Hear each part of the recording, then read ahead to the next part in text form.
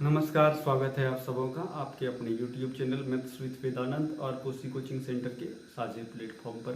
प्यारे बच्चों, आज आपके सामने हम 10th क्लास का जो पहला चैप्टर है यूक्लिड विभाजन एल्गोरिथम, जिसको आप हिंदी में अंग्रेजी में बोलते हैं हिंदी में बोलते हैं यूक्लिड डिवीजन एल्गोरिथम को आप हिंदी में क्या बोलते हैं? यूक्लिड विभाजन प्रमेयिका। इसी चैप्टर की शुरुआत करेंगे।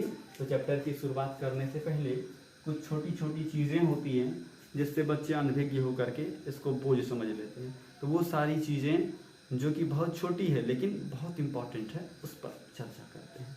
तो पहली चीज़ें हैं, यहाँ पर आप ध्यान से देखेंगे। एक पहला पॉइंट आता है आपका गुणनखंड,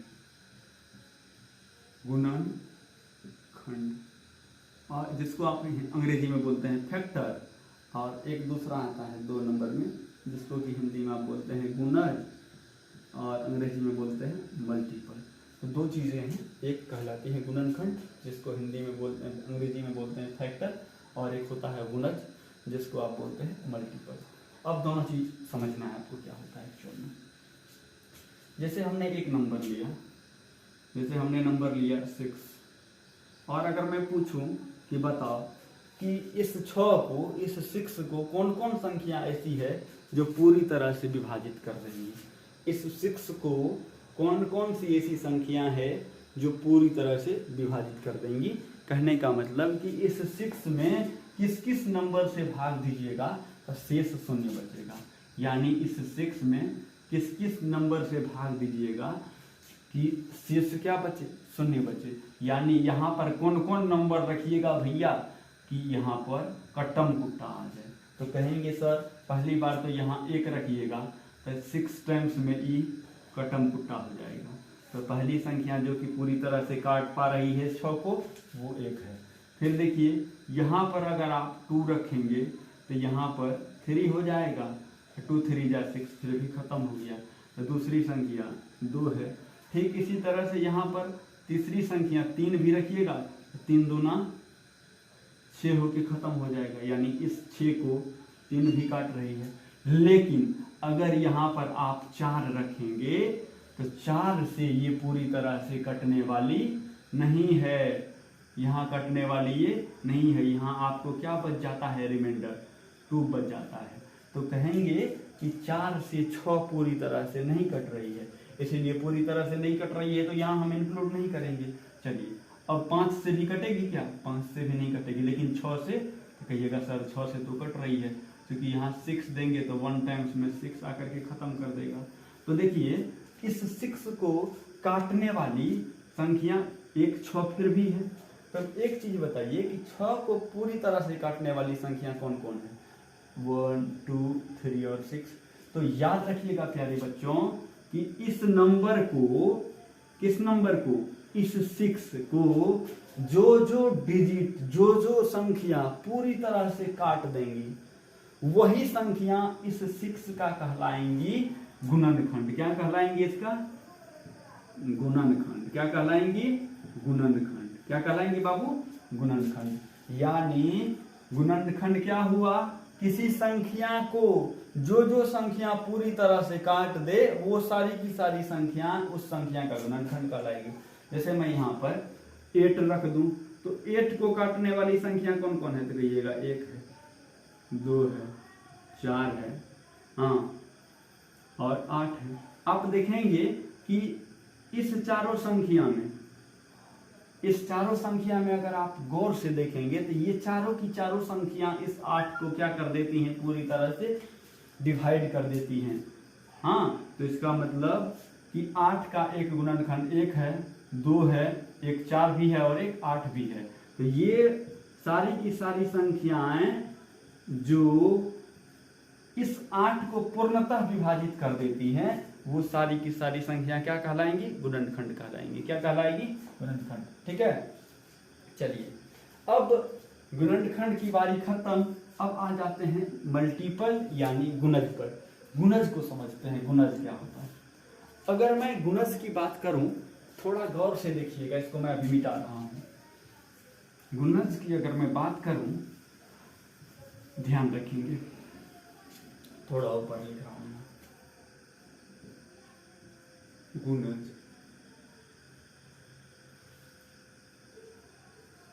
एक नंबर में ले रहा हूं 3।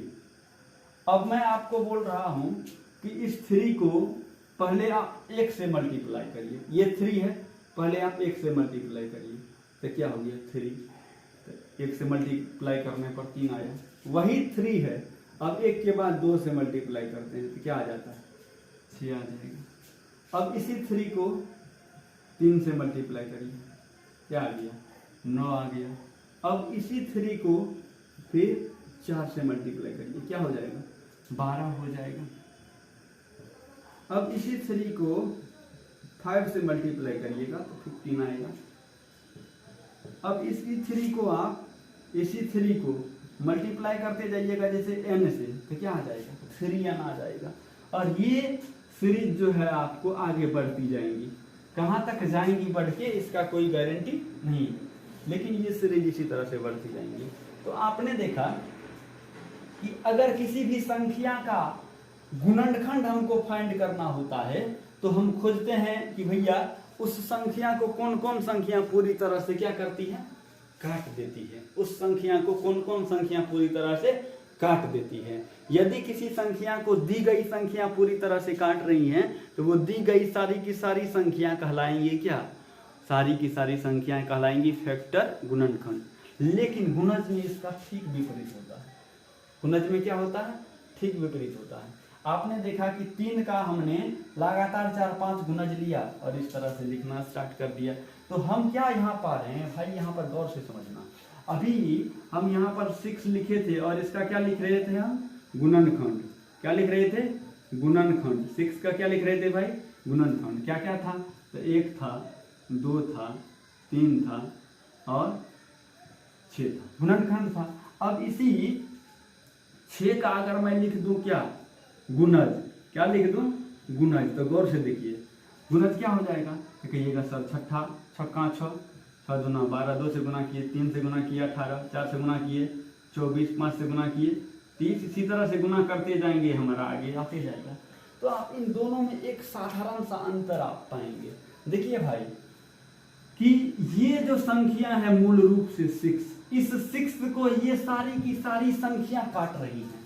कहने का मतलब कि ये 6 जो मूल संख्या थी हमारी, इस पूरी संख्या को 1 भी काट रही है, 2 भी काट रही है, 3 भी काट रही है और 6 भी काट रही है।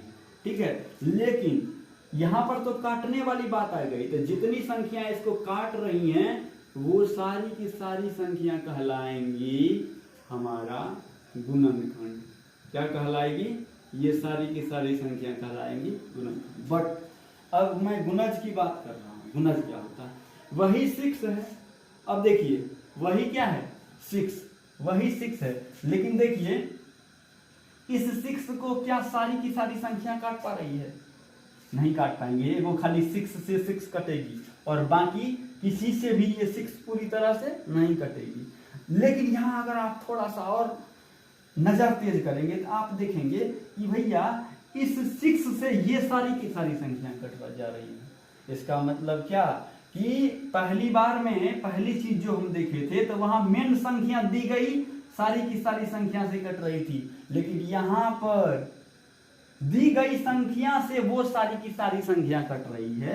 मतलब कहने का कि ये 6, 12, 18, 24, 30 इसी तरह से आने वाली सारी की सारी संख्या ये 6 से क्या हो रही है डिवाइड हो रही है।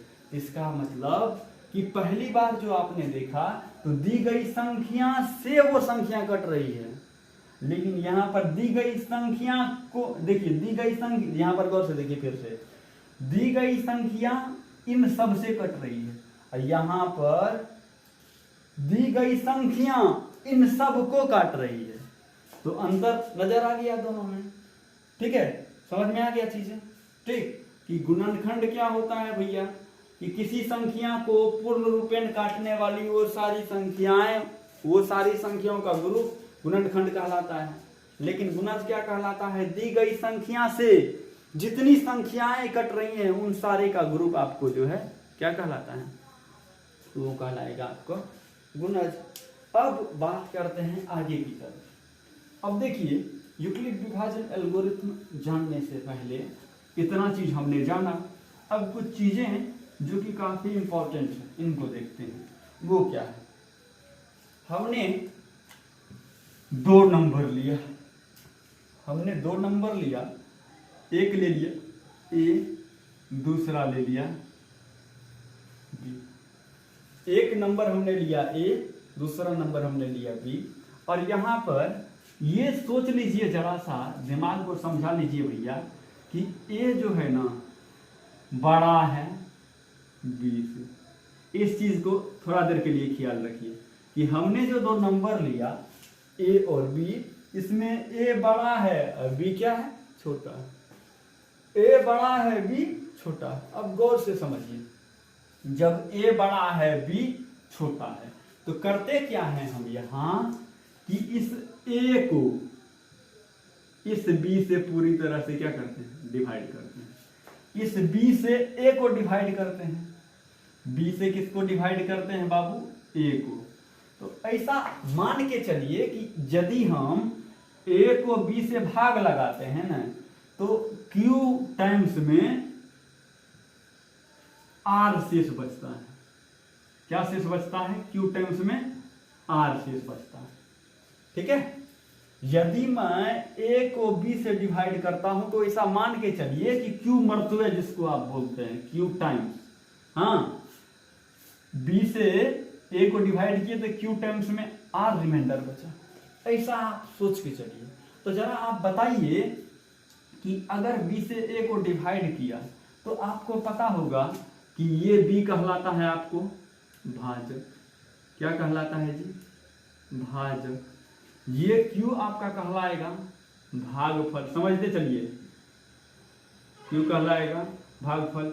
ये आर कहलाता है हमारा शेषफल। आर क्या कहलाता है, शेषफल। और ये जो ए है, ए कहलाएगा भाज्य। क्या कहलाएगा, भाज्य। तो यहाँ एक भाग के क्रियाकलाप में किसका क्या नाम है वो आपने जान लिया। और आपने पढ़ा था भाई मेरे कि यदि किसी संख्या में किसी संख्या से डिवाइड की जाती है, आपने पढ़ा था कि यदि किसी संख्या को हम किसी नंबर से डिवाइड करते हैं तो वहां क्या घटना घटती है कि भाग देने के उपरांत, देखिए, भाज्य जो है बराबर होता है भाजक गुना भागफल जोड़ शेष के रूप में। आपने पढ़ा था, ठीक।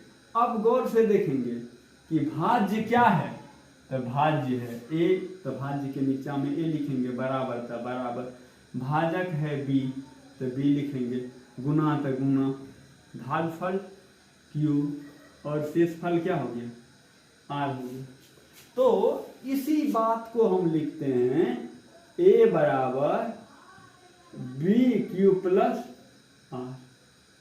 अब इस चीज को आपने समझ लिया कि सर ए का मान जो है ना हमेशा बी क्यू प्लस आर के बराबर होगा। होगा कि नहीं होगा, यस होगा। अब एक चीज और आप सीखे होंगे, जब आप बच्चे होंगे तो गुरुजी आपको सिखाए होंगे कि भैया इस शेष जो है ना, इस दूसरा हमेशा इससे छोटा होता है, यानी रिमाइंडर जो होता है ये भाजक से छोट होता है। इसी बात को हम संकेतिक रूप में लिखते हैं। ये बात तो बुझ रहे हैं ना भैया कि शेष जो है भाजक से छोट होता है। तो शेष भाजक से छोट होता है तो एक जगह लिखेंगे भाजक, ठीक, एक जगह लिखेंगे शेष। अब एक बात बताओ भैया, भाजक छोट होता है कि शेष छोट होता है, तो कहिएगा सर शेष छोट होता है। तो शेष के तरफ छोटका निशान लगा देंगे। तो अब शेष छोट हो रहा है किससे, भाजक से।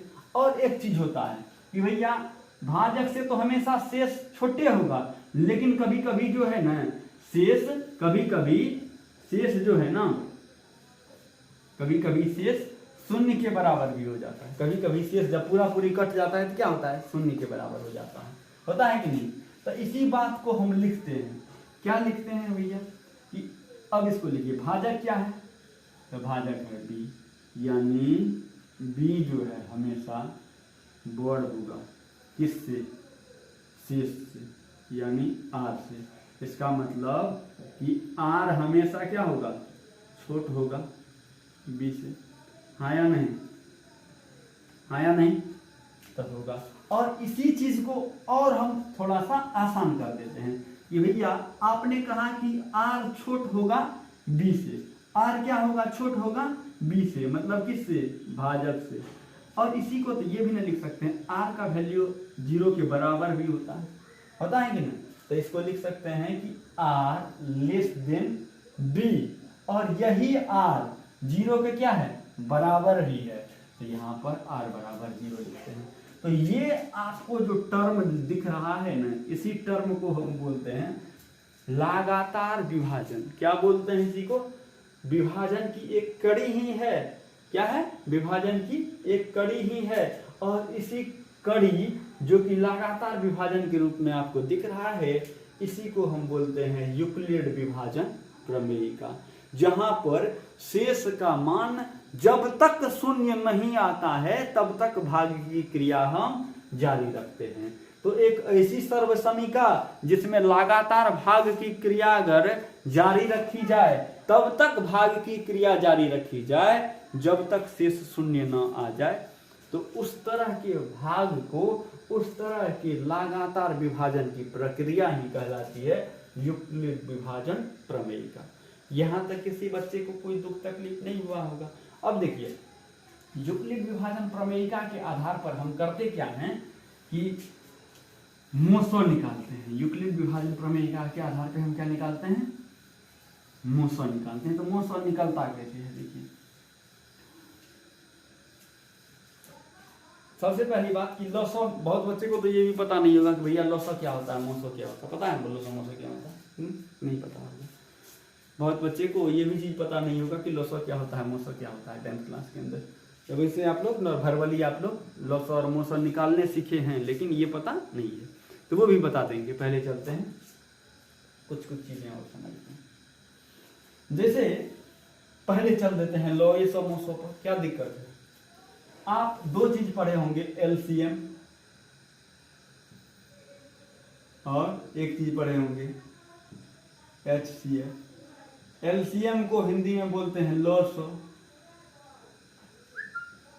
और एचसीएफ को बोलते हैं हम मोसो, बोलते हैं ना जी। आप इसको समझिए कि आखिर लॉसो क्या होता है, मोसो क्या होता है, तब चीजें बड़ी आसान आराम से समझ में आएंगी कि लॉसो क्या होता है, मोसो क्या होता है। इस चीज को समझ लीजिएगा तो सारा कुछ आराम से समझ। जैसे मैं 3-4 नंबर ले रहा हूं आपके सामने, एक नंबर 3 लिया, 6 लिया, और एक नंबर 5 लिया। आपके सामने कुल हमने 3 नंबर लिया, 3, 6 और 5। अगर मैं आपको कहूं कि इसका लॉसो निकाल, तो आप ऐसे निकालेंगे कि भैया 3 से कटेगा ही, 3 का 3, 3 दूना 6, 5 तो 5 ही रह जाएगा। अभी किसी से जाने वाला है, नहीं जाने वाला है। तो आप लोग ऐसे लिखते होंगे, अतः लॉसो बराबर 3 गुना 2 गुना 5 गुना 1, 30। यानी 3, 6 और 5 का लॉसो आ गया 30। 3, 6 और 5 का लॉसो क्या आ गया 30। अब इस चीज को समझिए कितना महत्वपूर्ण बात है ये, कि 3, 6 और 5 का लॉसो क्या आ गया 30। अब गौर से समझिए, अगर 3, 6 और 5 का लॉसो 30 आ गया, तो भैया 3, 6, 5 और 30 के बीच कनेक्शन बिठाइए कि कौन है कनेक्शन है इस भैया का 30 के साथ। तो आप गौर से देखिएगा कि ये 30 महाराज जो है ना, ये 30 महाराज आपको, ये 30 जो है, ये वाला 30 लॉसो वाला 30, ये 30 3 से भी पूरा कट जाएगा, वही 30 6 से भी पूरा कट जाएगा, और वही 30 5 से भी पूरा कट जाएगा। यानी इस लॉसो 30 को, ठीक है, इस तीनों से कटने में कोई परेशानी नहीं होती। 3 से काटिएगा 30 को 10 मरतबा जाएगा, 6 से काटिएगा तो 5 मरतबा जाएगा, 5 से काटिएगा तो 6 मरतबा जाएगा। इसका मतलब आप क्या देखिए, अच्छा एक चीज सोचिए जरा, और थोड़ा गहराई से सोचिए कि क्या 30 से छोट, सुनिए, क्या 30 से छोट कोनो एहन संख्या है जिसको ये तीनों ठो काट दे? तो बहुत बच्चा कहेगा सर जी 12 12 12, देखो 12 को काटिएगा तो 3 से 12 कट जाएगी, 6 से 12 कट जाएगी, लेकिन 5 से नहीं कटेगी।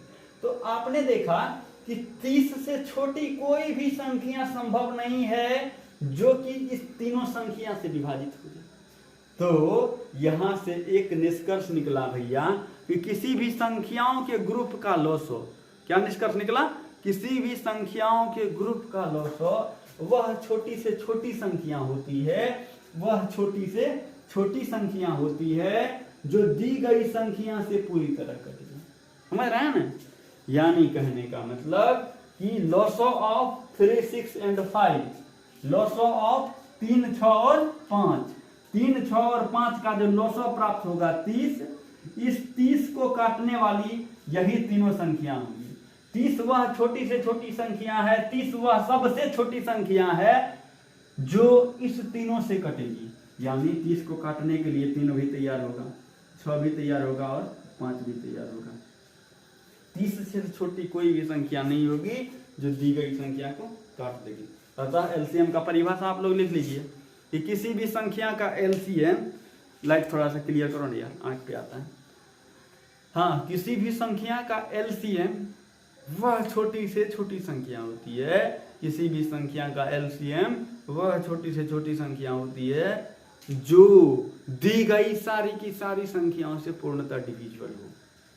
तो ये हमारा हो गया लॉसो। अब चलते हैं हम मोसो पर।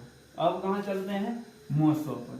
तो दो ही संख्या ले लेते हैं, मान लिया जाए हुजूर 12 एगो ले लेते हैं,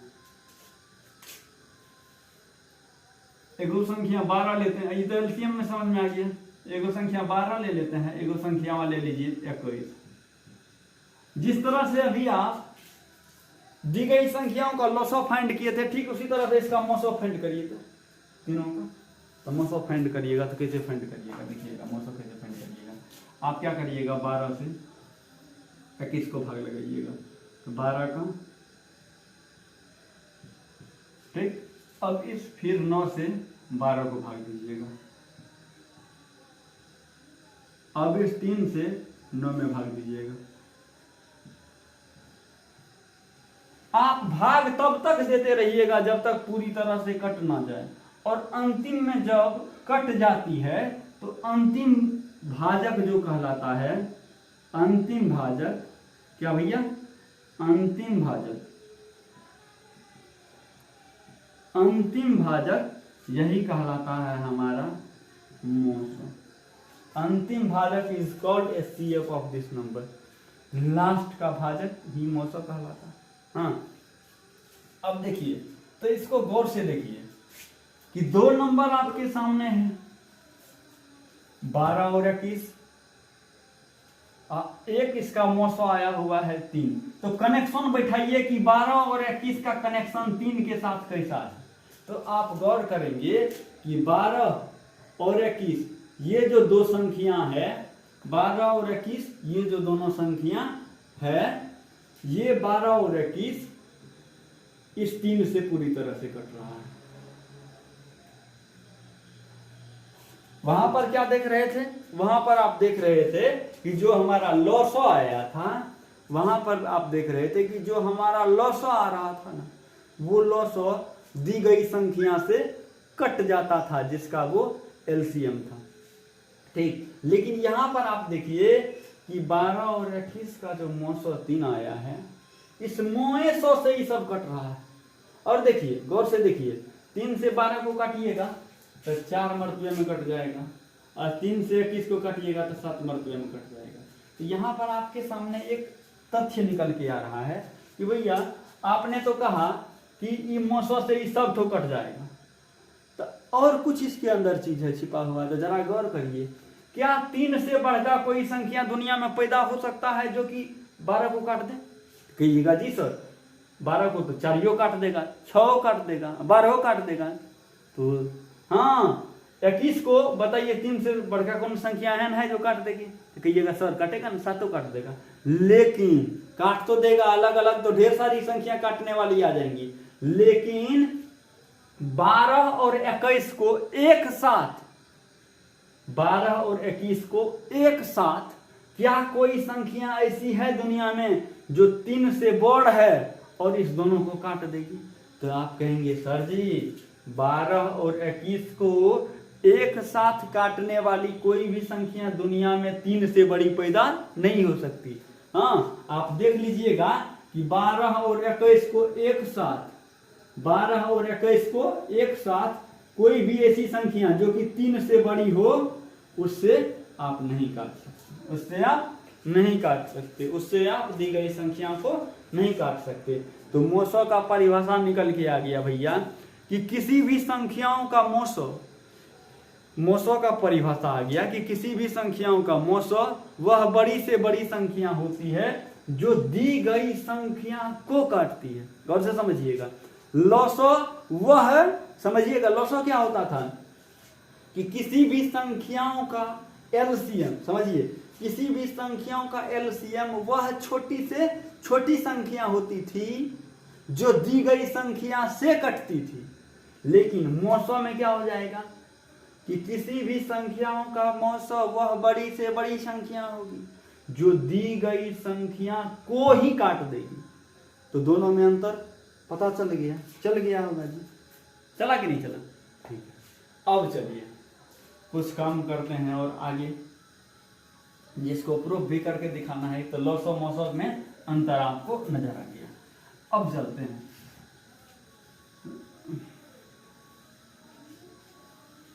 देखिए थोड़ा सा इसको समझा करके लिख रहे हैं। अगर दी गई, देखिए दी गई सारी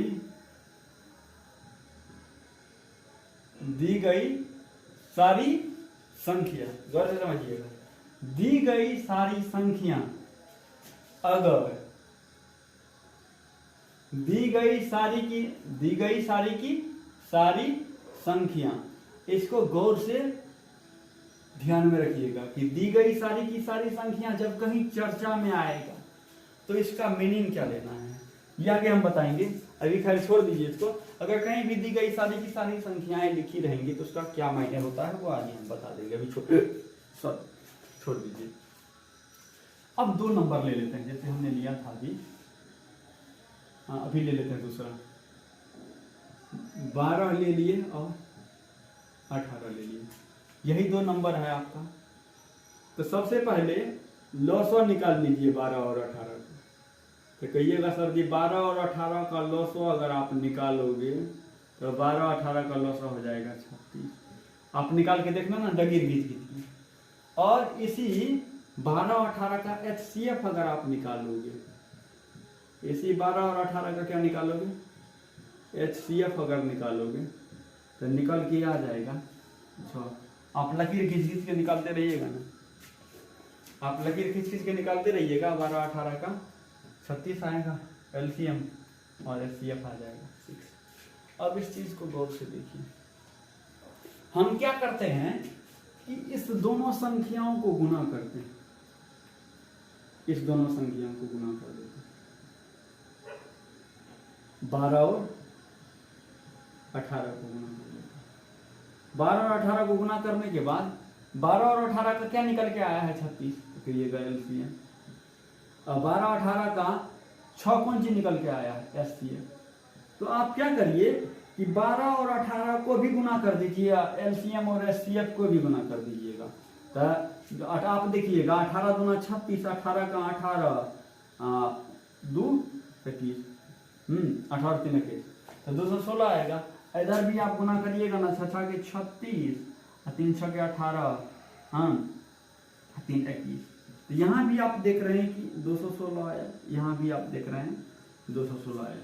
तो यहाँ से एक चीज निकल के आ गया कि भैया दो संख्या को जब गुना करोगे तो गुणनफल उतना ही आएगा जितना कि उसके लॉसो और मोसो को गुना करने पर प्राप्त होगा। तो एक यहाँ से फॉर्मूला तैयार हो गया भैया कि HCF ऑफ टू नंबर यानी ए कामा बी और LCM of two number A comma B, दोनों को मल्टीप्लाई कर दीजिएगा तो आपको आ जाएगा, एक सेकेंड, दोनों को मल्टीप्लाई जिसने करिएगा आपको तो आ जाएगा पहली संख्या ए गुना दूसरी संख्या बी। इसका मतलब हुआ कि भैया ए है पहली संख्या, बी है दूसरी संख्या, इसको हिंदी में लिखेंगे दोनों संख्याओं का गुणनफल। दोनों संख्या का कौन सी गुणनफल है ना भैया, दोनों को गुना किया तो हमको प्राप्त हुआ कथी, लॉस गुना मोस। तो आपने देखा कि product of two number is equal to product of LCM and HCF, यानी दो को संख्याओं का गुणनफल जो है उसके लॉस और मोस के गुणनफल के बराबर होगा। ठीक, तो दो को संख्या है तो दो को संख्या को एगो को मान लेते हैं, पहली संख्या एगो को मान लेते हैं, दूसरी संख्या, दोनों को गुना किए तो आया लॉस गुना मोस। तो अगर हम कहेंगे कि बताओ पहली संख्या क्या है, पहली संख्या, तो फार्मूला क्या निकल के आएगा, देख भैया इन्हें तो लॉस गुना मोस हो है ना, तो इधर पहली संख्या निकाल रहे हैं तो दूसरी संख्या गुना में ही न जाएगा, कौन चीज हो जाएगा, भाग में। ठीक, तो पहली संख्या का फॉर्मूला एगो निकल के आ गया कि लॉस गुना मोस बटे दूसरी संख्या। अगर हमको यहां से दूसरी संख्या निकालनी हो, क्या निकालनी हो, दूसरी संख्या, तो देखिए दूसरी संख्या को छोड़ दीजिए, अब बाकी को उधर लेके चल जाइए। तो पहले इन्हें से रखल है लॉस गुना मोस। अब देखिए यहाँ पर कि भैया दूसरी संख्या को निकालना है तो पहली संख्या इधर आ जाएगा, पहली संख्या। तो आपने देखा कि पहली संख्या बराबर लॉस गुना मोस बटा दूसरी संख्या बराबर लॉस गुना मोस बटा पहली संख्या। तो इतना चीज आपको समझ लेना है। चलिए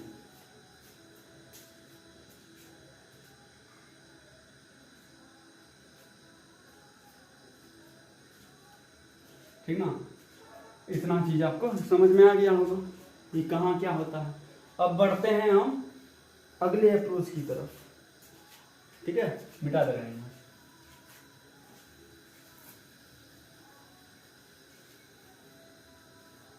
जैसा कि हम एक नंबर ले रहे हैं आपके सामने, देखिएगा गौर से। अब यूक्लिड विभाजन एल्गोरिथम से एचसीएफ कैसे निकालते हैं इस चीज को समझिएगा, एक एक चीज बढ़िया समझ लीजिएगा यूक्लिड डिवीजन एल्गोरिथम से।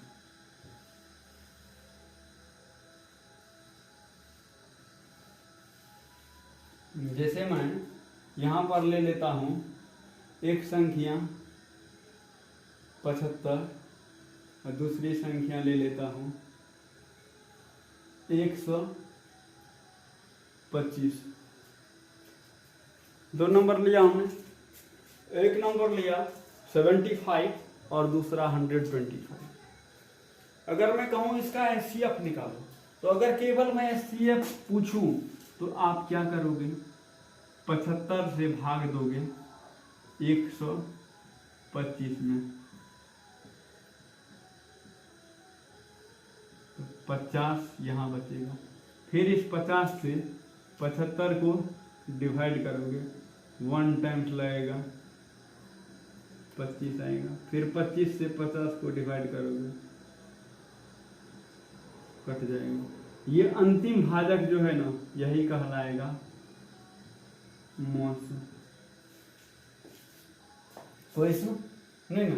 अब देखिए अगर मुझसे पूछा जाता कि एचसीएफ ऑफ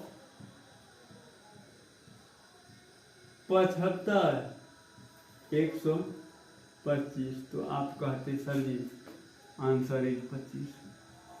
लेकिन अगर हमको कह दे कि भैया कि 75 और 125 का मौसा ही निकालो, लेकिन यूक्लिड विभाजन एल्गोरिथ्म के द्वारा निकालो, यूक्लिड डिवीजन एल्गोरिथ्म के द्वारा निकालो। तो क्या करते हैं, तो इसको भी करने का कोई बड़ा तरीका नहीं है। क्या करते, देखिए उसको क्या करते, 75 और 125 की बात थी, यही था हमको कि find the HCF of 75 125 with the help of Euclid division algorithm, ये पूछता।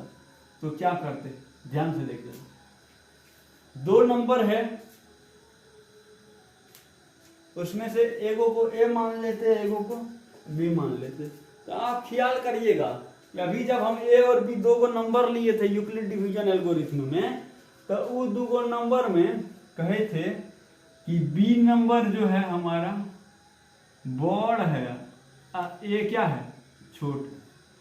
आप किसी को भी छोट बड़ कर सकते हैं, कोई इश्यू नहीं है इसके लिए। हाँ, लेकिन हम शुरुआत में क्या मान लिए थे कि भैया बी बड़ है, ए छोट है। लिख देंगे हियर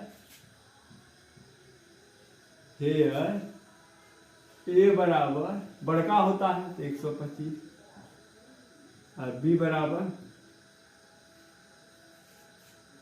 छोटका 75।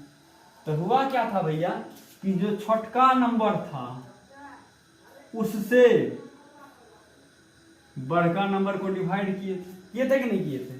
तो हमको यहाँ पर Q भागफल बचा था और R शेषफल बचा था। अब वही बात को हम यहाँ पर दोहरा रहे हैं कि भैया A को डिवाइड कर रहे हैं B से, मतलब 125 को डिवाइड कर रहे हैं किससे, 75 से। तो लगाइए 75 का 75 ये बचा। अब इसी चीज को हम लिखते हैं, इसी चीज को लिखते हैं। क्या लिखते थे पहले भैया, यहां पर गौर से देखिए, पहले यहां देखिए तो क्या लिखते थे, भाज्य बराबर भाजक गुना भागफल जोड़ शेष। तो ए बराबर क्या हो जाता है, बी क्यू प्लस आर होता था। अब देखिए ए के जगह रखिए, क्या रखिएगा, ए के जगह रखिएगा 125 बराबर, बी के जगह क्या रखिएगा, तो सर जी 75, और क्यू के जगह क्या रखिएगा, ये देखिए भाग लगाए हैं, एक जोड़, आर के जगह क्या लिखिएगा 50। अब देखिए क्या यहाँ पर हमारा मौसा निकल गया है, यहाँ पर गौर से देखो, यहाँ पर मौसा निकल गया। तो मौसा सर जी नहीं निकला, मौसा तब निकलता है जब शेष शून्य हो जाता है। पढ़ाई नहीं तभी से, मौसा तब निकली है जब शेष शून्य हो जाइए। तो यहाँ तो शेष तो 50 है, शेष को शून्य करना है। हाँ, तो है ना कि 5 को मिटा दीजिए, शून्य हो जाएगा। अब क्या करना है, शेष तो शून्य नहीं हुआ, फिर क्या करते हैं, जो हमारा शेष था उसको भाजक बना देते हैं। जो हमारा क्या था, शेष था, उसको भाजक बना देते हैं, और जो पहले भाजक था उसको भाज्य बना देते हैं। ठीक, जिसने भाजक और भाज्य का डिसाइड कर लिए तो फिर भाग लगा दो। तो 50 का 50 घटाइएगा तो उतरेगा 25। अब इसी चीज को गौर से देखो, इसी चीज को फिर से गौर से देखो कि भैया अब 75 किसका स्थान लिया, तो 75 लिया भाज्य का स्थान। तो भाज्य बराबर भाजक गुना भागफल जोड़ शेष, तो भाज्य है 75। तो अब देखिए, अब ए का स्थान कौन ले रहा है, तो कहिएगा सर जी ए का स्थान तो 75 ले रहा है, क्योंकि ए का स्थान वो लेता है जिसमें हम भाग देते हैं। तो भाग दे रहे हैं 75 में, तो इसका मतलब 75 ए हो गया, 50 बी हो गया, 1 क्यू हो गया, आर 25 हो गया। तो फिर क्या लिखेंगे भैया, 75 बराबर 50 गुना 1 जोड़ 25, यानी 125 के नीचे में आ जाएगा 75 बराबर। अब 75 के बराबर क्या लिखेंगे, 50 गुना 1 जोड़, है या ना बोल, कहिएगा जी सर। अब क्या करेंगे अगला स्टेप में, फिर देखिए शेष शून्य बच लो ना बचा। अब इस 25 को फिर भाजक बना देंगे, जो पहले वाला भाजक था उसको भाज्य बना देंगे। तो 25 गुना ही है 50। अब ये देखो ठन ठन पाल हो गया 0 0 शेष। तो फिर वही काम करेंगे। अब ये 50 भाज्य बन गया, 25 भाजक बन गया, तो जो भाज्य बनता है वो एक जगह लिखता है, तो भाज्य बन गया 50। तो 50 के बाद देखिए जिसमें भाग देते हैं ना वही हमेशा भाज्य होता है ना, वही भाज्य बराबर भाजक गुना भागफल जोड़ शेष होता है। क्या लिखेंगे 50 के बराबर, क्या लिखेंगे 50 के बराबर लिखेंगे 25 गुना 2 जोड़ 0। अब देखिए इसी तरह से न 900 बनाते थे आप, 900 बनाते थे तो आप कहते थे कि भैया जब शेष शून्य बन जेतो तो अंतिम वाला भाजक ही 900 कहलाएगा। अंतिम भाजक क्या होता है 900, तो अंतिम भाजक है 25। तो इसका मतलब कि अगर आप 75 और 125 का 900 निकालोगे, क्या निकालोगे 900 निकालोगे, तो अंतिम भाजक के रूप में 25 आएगा। इसीलिए HCF of 2 number 75 and 125 is equal 25। यही 25 आपका क्या कहलाएगा 900 कहलाएगा। यही 25 क्या कहलाएगा भैया 900 कहलाएगा। चलो समझ में आ गया सब, तो इसी 900 को लिख देंगे। और देखिए ये स्टेप आप रफ में करेंगे, ये स्टेप रफ में करेंगे, आपको दिखाना है ये। इसी तरह से अगर आप बना के आएंगे तो आपका एक भी नंबर नहीं कटेगा, मिसकी भर नंबर नहीं कटेगा। और चिन्ह का प्रयोग जिस तरह से हम कर रहे हैं, जहां इंप्लाइज दैट वहां इंप्लाइज दैट, जहां इक्वल वहां इक्वल, और इस तरह से कंटिन्यूअसली आप लोग किसी भी क्वेश्चन को सॉल्व कर सकते हैं। अब 3 नंबर का 900 पूछेगा तो सबसे पहले 2 गो का चुन लेना अपने मन से, 2 गो का इस तरह से निकाल लेना 900। हाँ उसके बाद क्या करना भैया कि जो 900 निकल के आएगा एगो नंबर वो ले लेना, एगो नंबर जो बचल का है उसका 900 इस तरीके से निकाल लेना। जो 900 निकल के आएगा वो होल पीट तीनों का 900 हो जाएगा। कोई दिक्कत छो बता। गैर तो गैर सही अपनों का सहारा न मिला, गैर तो गैर सही। उतारिए जल्दी करिए, जल्दी छापिए तुरंत, जल्दी जल्दी करिए। कोई दुख तकलीफ होगा तो कमेंट करना, ठीक है जी। सबसे बड़का दिक्कत तो ये हो गया कि लैब पढ़ाते हैं हम जी, दिक्कत ये हो गया कि 11,000 घुस गया, टोटल रोटर फोटो सब उड़ा दिया, ठीक ना। इसीलिए अब उतना दिमाग नहीं लगा रहे हैं इस चीज पर, आपको हम रिकॉर्डेड वीडियो दे रहे हैं। घर तो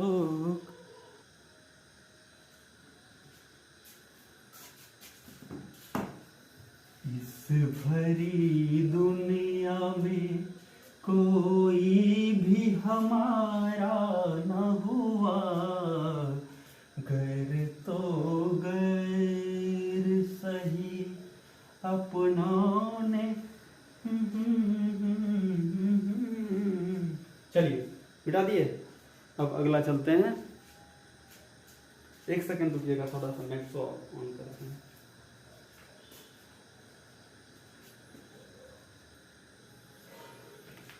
चलिए अगला उठाते हैं हम।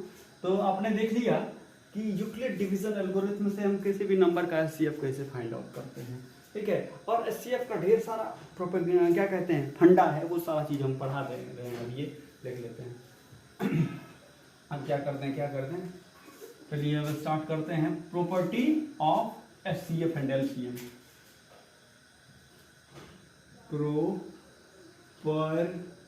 properties of HCF and LCM।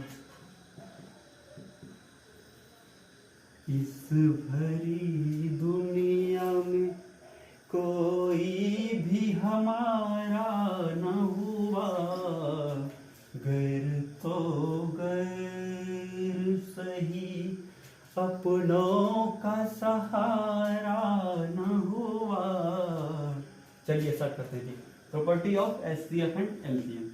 तो कितना टाइम हुआ जी? देखिए 1 सेकंड दीजिएगा, सॉरी ज़्यादा टाइम हो गया, ठीक है। तो आज के क्लास को हम यहीं समाप्त करते हैं। उम्मीद करते हैं कि आप लोगों को समझ में आया होगा। तो आज के क्लास का यही द एंड होता है। बाय। आप लोग शेयर कर दीजिएगा दोस्त, ठीक है।